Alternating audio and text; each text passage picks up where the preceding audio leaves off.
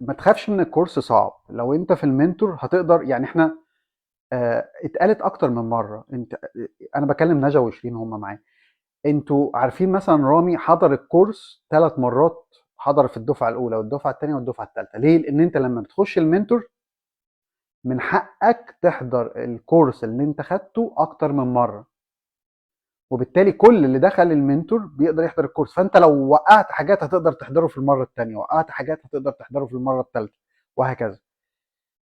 فدي الفكره. فانت ما تخافش من تقل الكورس لو انت هتجوين المنتور، لان انت هتقدر تخش الكورس مره واثنين وثلاثه. انت خلاص بقيت جوه الفاميلي بتاعت المنتور.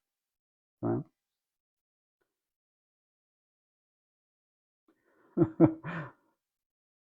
بالظبط. هو شيرين بتقول لما يخش الكورس هيعجبه الموضوع جدا.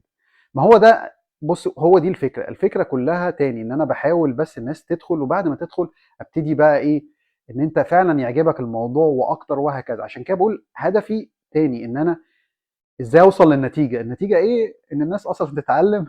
انا هعمل اللي عليا، بس انا ازاي احاول احط الناس في، يعني في مسار ان هم غصب عنهم يذاكروا، غصب عنهم يدخلوا الامتحان، وهكذا. وهو ده الفكره بتاعت الديزايننج بتاع الكورس.